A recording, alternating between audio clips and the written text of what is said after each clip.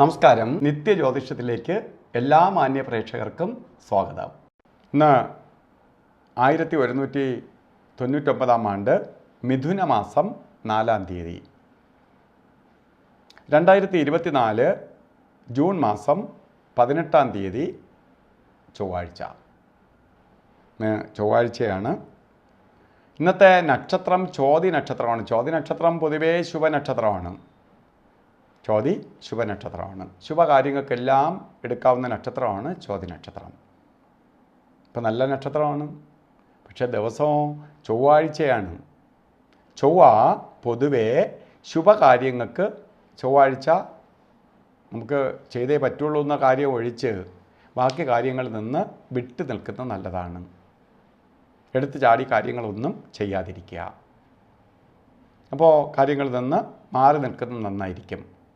കാരണം ചൊവ്വ എപ്പോഴും ശത്രുത കൂടുതലുണ്ടാക്കുന്ന ഗ്രഹമാണ്. അപ്പോൾ നമ്മളൊരു കാര്യത്തിന് വേണ്ടി പോയാൽ അവിടെ നമ്മൾ പ്രതീക്ഷിക്കുന്നതിൻ്റെ വിപരീത ഫലം വരും.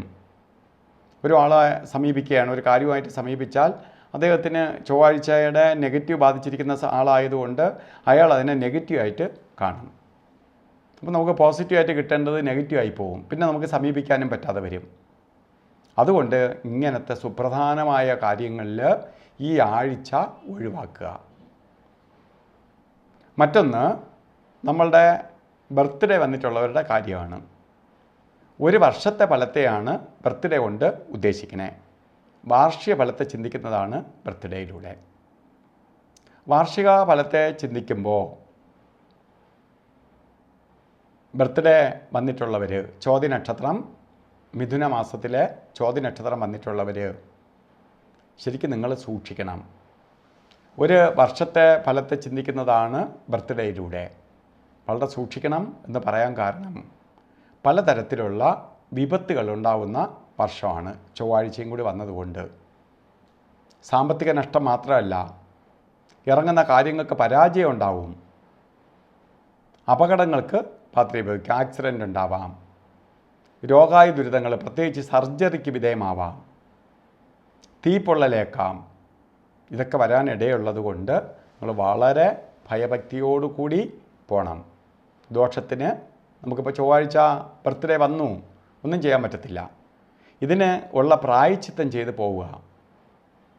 പ്രത്യേകിച്ച് ചൊവ്വാഴ്ച ദിവസം ആഴ്ചയുടെ ദോഷം കുറയ്ക്കാൻ വേണ്ടി തന്നെ നമ്മൾ മുരുകക്ഷേത്രത്തിലോ ദുർഗാക്ഷേത്രത്തിലോ പോയി പ്രാർത്ഥിക്കാൻ പറയും. പക്ഷേ ബർത്ത്ഡേ നിങ്ങൾക്ക് വന്നിട്ടുള്ള സ്ഥിതിക്ക് നിങ്ങൾ സുബ്രഹ്മണ്യ സ്വാമി ക്ഷേത്രത്തിൽ ഭസ്മാഭിഷേകം, പഞ്ചാമൃത അഭിഷേകം, അർച്ചന ഇവ നടത്തുക.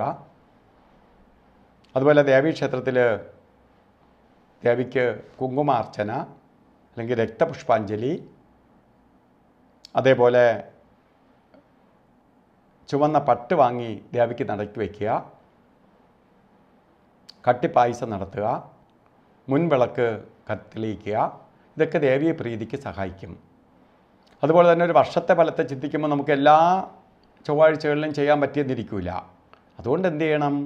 നമുക്ക് ഈ ദോഷത്തെ കുറയ്ക്കാനായിട്ട് ഒരു സ്ത്രീ മുരുക യന്ത്രം ദുർഗാ യന്ത്രവുമായി ചേർത്ത് ഒരു ദാഗരക്ഷ കെട്ടിക്കൊള്ളണം ഒരു വർഷത്തേക്ക്.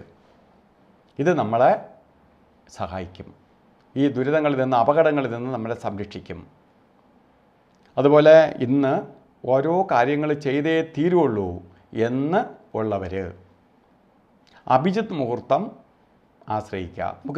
ഇന്ന് ഡോക്യുമെൻ്റ് ചെയ്തില്ലെങ്കിൽ നമുക്ക് ഈ കിട്ടുന്ന ഒരു ഓർഡർ നഷ്ടപ്പെട്ടു പോകും. അപ്പോൾ നമുക്ക് ഇന്നത്തരം കഴിഞ്ഞാൽ അത് ലഭിക്കില്ല.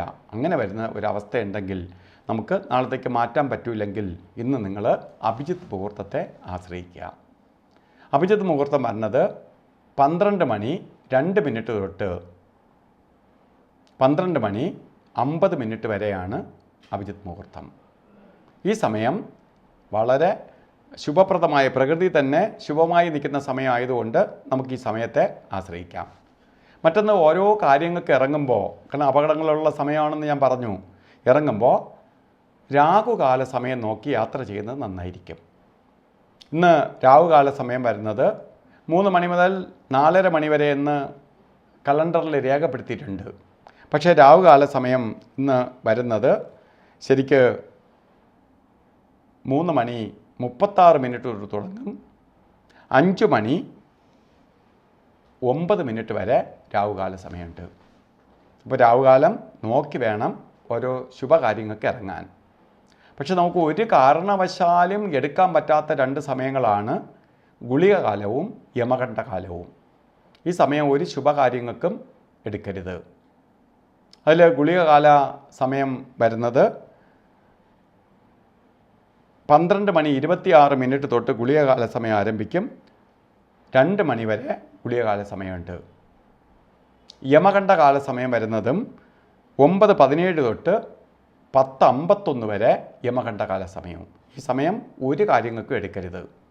കാരണം പ്രകൃതിയിൽ ഏറ്റവും നെഗറ്റീവായി നിൽക്കുന്ന ഈ 12 മണിക്കൂറിൽ 3 മണിക്കൂറോളം സമയമാണ് ഏറ്റവും നെഗറ്റീവായിട്ടുള്ള സമയം.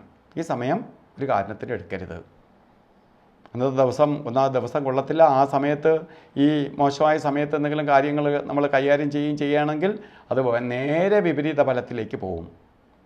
അതുപോലെ ഇന്ന് ഓരോ കാര്യത്തിന് നമുക്ക് ജോലിക്ക് പോയേ തീരുള്ളൂ. ഓരോ കാര്യത്തിന് ഇറങ്ങുമ്പോൾ ചുവന്ന വസ്ത്രം വസ്ത്രധാരണത്തിൽ ഉൾപ്പെടുത്തുക. ബ്ലൗസായിട്ടോ ഷർട്ടായിട്ടോ ഒന്നുമില്ലെങ്കിൽ കർച്ചീപ്പായിട്ടോ അല്ലെങ്കിൽ ചുവന്ന കുങ്കുമ പൊട്ടായിട്ടോ അല്ലെങ്കിൽ അല്ലാതെ ചുവന്ന കളറിലുള്ള പൊട്ടായിട്ടോ ഒക്കെ നമ്മളെ ശരീരത്തിൽ ധരിക്കുന്നത് വളരെ ഭാഗ്യദായകമായി തീരും. അപ്പോൾ ഇന്നത്തെ ദിവസം ബർത്ത്ഡേ വന്നിട്ടുള്ളവർക്കും അല്ലാത്തവർക്കും ഒരു നല്ല ദിവസമായി തീരാനായിട്ട് പ്രകൃതീശ്വരനോട് പ്രാർത്ഥിക്കുന്നു. നന്ദി, നമസ്കാരം.